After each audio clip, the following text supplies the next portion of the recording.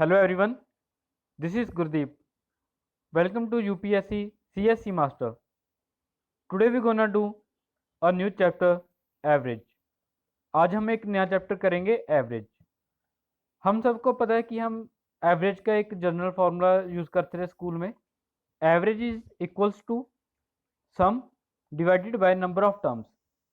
Some divided by number of terms. Number of terms जो हमें question में data available होता था, पहले हम उनका सम करके और फिर जितने नंबर ऑफ टर्म्स थे उनसे उसे डिवाइड करके एवरेज निकालते थे। सो फर्स्ट क्वेश्चन है, find the average of first 100 natural numbers. Find the average of first 100 natural numbers. पहले हमें नेचुरल नंबर्स पता होने चाहिए क्या होते हैं, जैसे कि 1 2 3 अप टू इन्फिनिटी तक हमारे पास सभी नेचुरल नंबर्स हैं। एग्जामिनर ने हमें क्या पूछा है कि फर्स्ट 100 नेचुरल नंबर्स, तो फर्स्ट 100 नेचुरल नंबर्स कौन से होंगे? 1 2 3 अप टू 100।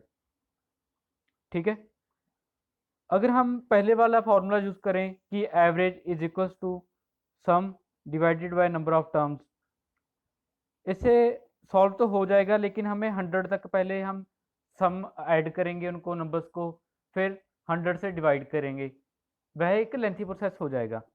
तो हम फॉर्मूला यूज करेंगे इसकी जगह पे, first term plus last term divided by 2। First term plus last term divided by 2। देखो यहाँ पे फर्स्ट टर्म कौन सी है? 1, और लास्ट टर्म कौन सी है? 100। So then we put 1 at the place of first term and 100 at the place of last term and divide them by 2। Let's put the value. First term कौन सी है? 1, और last term 100। 100 plus 1 is equals to 101 divided by 2। अगर हम 101 को divide करेंगे 2 से तो आंसर आएगा 50.5। 50.5 इज द आंसर। कौन सा फॉर्मूला यूज किया हमने? First term plus last term divided by 2। Let's do another example. अगर हमें एग्जामिनर पूछे find the average of all even number up to 100। Find the average of all even number up to 100, कि सभी all even numbers हैं, जो भी all even numbers आ रहे हैं 100 के बीच में, उनका हमें एवरेज फाइंड आउट करनी है। इवन नंबर्स कौन से होते हैं? जैसे कि 2 4 6 8 अप टू 100 का है एग्जामिनर ने। सो हम कौन सा फॉर्मूला यूज करेंगे? First term plus last term divided by 2। First term क्या है? 2, लास्ट टर्म 100। ठीक है, 2 plus 100 divided by 2 is equals to 102 divided by 2, और आंसर आ जाएगा 51। और आंसर आ जाएगा 51। ठीक है, क्या पूछा था एग्जामिनर ने? Find the average of all even number up to 100। जितने भी इवन नंबर्स आते हैं 100 तक, उनका हमें एवरेज फाइंड आउट करना है। अगर एग्जामिनर हमें इसी क्वेश्चन को थोड़ा सा घुमाकर डाले, कहे कि find the average of first 50 even numbers. Find the average of, average find out करनी है फर्स्ट 50 इवन नंबर्स की।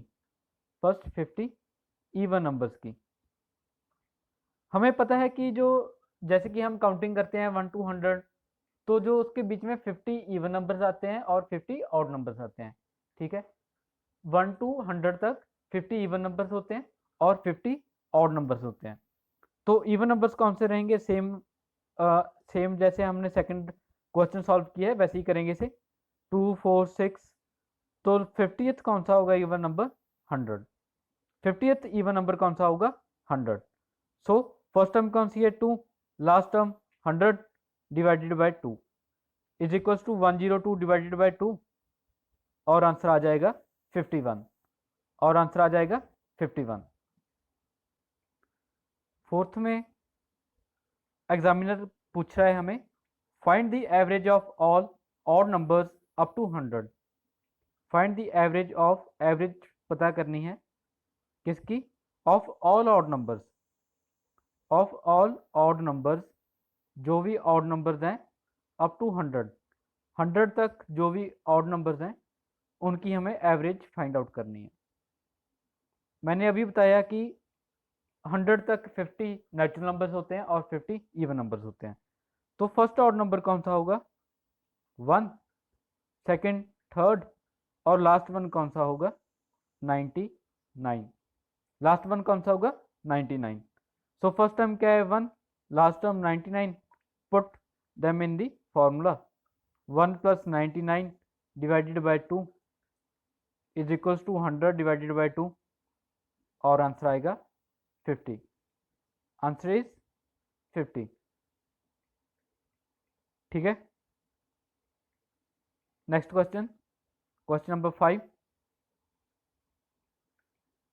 Fifth question is the average of first consecutive odd number is 60, find their sum. कि हमें कुछ first consecutive odd numbers दिए गए हैं, उनकी एवरेज क्या है? 60 और हमें उनका सम फाइंड आउट करना है।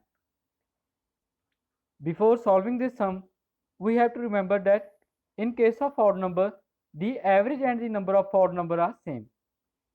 हमें क्या रिमेंबर करना पड़ेगा, याद रखना पड़ेगा कि ऑड नंबर के केस में जो हमें एवरेज दी गई है वही उतने ही ऑड नंबर्स हम सेम होंगे। हमारे पास जितनी एवरेज होगी उतने ही ऑड नंबर्स होंगे। ठीक है, इस सम को पहले सॉल्व करने से पहले हमें एक चीज याद रखनी पड़ेगी, ध्यान में रखनी पड़ेगी कि जितनी एवरेज दी गई हो ऑड नंबर्स की उतने ही ऑड नंबर्स होंगे। सो इसमें एवरेज कितनी दी गई है? 60, तो 60 ही ऑड नंबर्स होंगे। ठीक है, अगर एवरेज 60 दी गई है तो जो ऑड नंबर्स हैं वो भी 60 ही होंगे। तो हम 60 का स्क्वायर कर देंगे सम फाइंड आउट करने के लिए। तो हम क्या कर देंगे? 60 का स्क्वायर कर देंगे सम फाइंड आउट करने के लिए और आंसर आ जाएगा 3600। और आंसर आ जाएगा 3600। अगर हम वैसे करें कि जैसे फर्स्ट 60 कॉन्जिक्यूटिव ऑड नंबर्स कह दिए हमें, हम पहले लिखने बैठ जाएं कि 1, 3, 5 अप टू 119 तक लिखेंगे, फिर हम उनका सम करेंगे और उन्हें डिवाइड करेंगे नंबर ऑफ टर्म्स से, तो वहीं पे हमारा जो टाइम है काफ़ी ज़्यादा कंज्यूम हो जाएगा। ठीक है, तो उससे अच्छा है कि हम यह बात याद रखें, ध्यान में रखें कि जितने हमें एवरेज दी गई हो ऑड नंबर्स की उतने ही ऑड नंबर्स गिवन होंगे। जैसे कि यहाँ पे एवरेज दी गई है 60, तो ऑड नंबर्स भी 60 होंगे और हमें उनका स्क्वायर कर देना है, तो हमारे पास सम आ जाएगा। उसका स्क्वायर करने के बाद क्या आ जाएगा? सम आ जाएगा। जैसे कि समझने के लिए, जैसे हमें कह दें कि पहले 3 कॉन्जिक्यूटिव ऑड नंबर्स हैं आपके पास, जैसे 1 + 3 + 5, इनकी एवरेज निकालो। तो हम इन्हें 3 से डिवाइड करेंगे, सम क्या आएगा? 9। 9 divided by 3 is equals to 3। अगर देखा जाए जो सम आया है 9, वह क्या है? 3 का स्क्वायर है। वह क्या है? 3 का स्क्वायर। ऑड नंबर्स कितने थे? 3 और सम कितना आया था? 9। तो हमने ऑड नंबर्स का स्क्वायर कर दिया तो सम आ जाएगा हमारे पास। वैसे ही हमने इस सम में किया कि हमारे पास एवरेज दी गई थी 60, हमें पता है कि जितनी एवरेज दी गई हो ऑड नंबर्स के केस में उतने ही ऑड नंबर्स होंगे, तो 60 का square 3600 is the answer. Next question is the average of first consecutive even number is 101, find their sum. जैसे हमने ऑड नंबर्स के केस में किया था, अब वह हमें इवन नंबर के केस में दे दिया गया कि the average of first consecutive even number is 101, find their सम।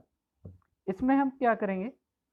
हमें पता है कि जो एवरेज ऑफ, अगर हमने एन इवन नंबर्स निकालना हो, अगर हमें average of n even numbers निकालना हो, average of n even numbers, ठीक है, तो हम फॉर्मूला यूज करते हैं n+1।